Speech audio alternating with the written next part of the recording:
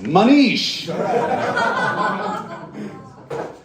What's up, guys? Ariel, my phone is on wide angle view and it still doesn't fit your face. It's so high above the photo, it's amazing. That was a really inspiring talk by David. It makes me think that someday I can kiss a girl. Maybe.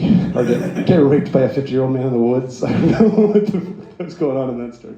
So I like this idea of story time because, you know, I have stories and I don't have to look at books and stuff to remember them. And so I grew up in America. My parents are from India, and they were like arranged marriage Indians. So they met. My dad was studying in the U.S. and he flew back to India for like a vacation, like a summer vacation, and he was picked up at the airport, and his parents drove him to some random person's house where he had a 10-minute conversation with these two ladies in a room, and he had no idea what was going on. And he found out after that he was going to be married to one of them 5 days later. And so he was like, wait, which one am I getting married to? He didn't know if it was my mom or my mom's sister, her chaperone in that room.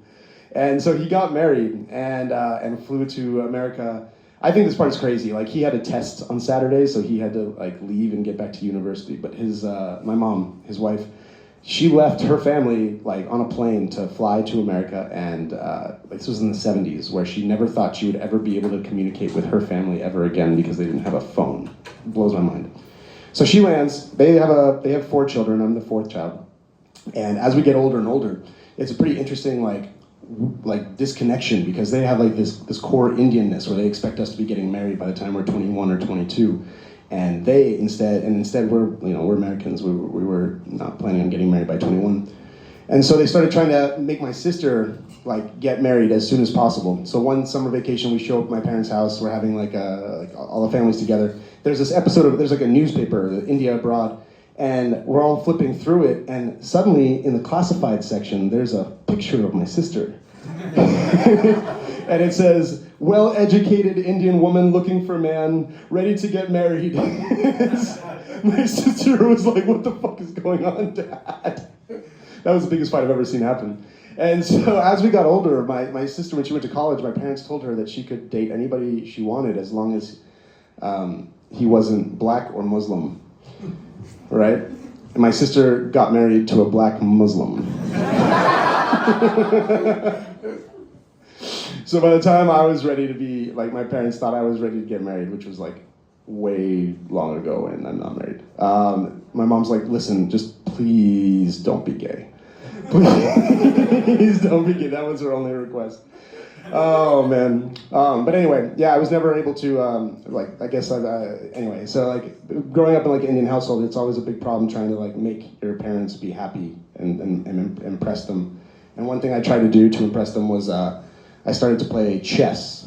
And so unfortunately I started a little too late, and I moved to New York last summer to start competing in tournaments. And oh, by the way, the whole point of why I'm up here is because I have a chessboard, and I'd love to play anybody later on tonight for chess. I swear to God, that's like the only reason I go outside. And so I started playing in all these chess tournaments, and man, after you lose to like 14 6-year-olds in a row, it is just like, it's so disheartening to play this game, man. The average age of my winning competitor was a 6-year-old Asian child. It was just ridiculous. But like a few weeks ago, I was in Colombia and I went to a tournament, and the average, like after a while, you stop respecting the age of the child and you start only respecting their score, right? I got 30 seconds, I'm gonna tell the story and I'll be gone. You start only respecting their score, and so I was playing against a 1500 and I'm ranked like 900. So based on math, that means I have a 1 in 100 chance of winning this chess game. And so I'm playing this game, and suddenly like I realize if I sacrifice my rook, then I can win his queen. And I was like, oh shit, Mafia, start filming. And I call my friend, I yell at my friend and I tell her to turn on the camera. And I'm like so excited, so I sacrifice my rook, take his queen. I was like, yeah, this kid's like, he just starts messing up because he didn't realize it. I win his bishop, I win his knight, and then I checkmate. And I'm like, yeah, good game, yeah. And then I look at the footage of this video, and there's a 6-year-old child just crying. Well, I'm just like, yeah, motherfucker. Oh, anyway, I would love to crush one of you tonight. Thank you very much. Ladies and gentlemen, that's Manish making chess more interesting than I've ever heard in my life. Amazing, huh? That was like on the edge of my seat. All right, so.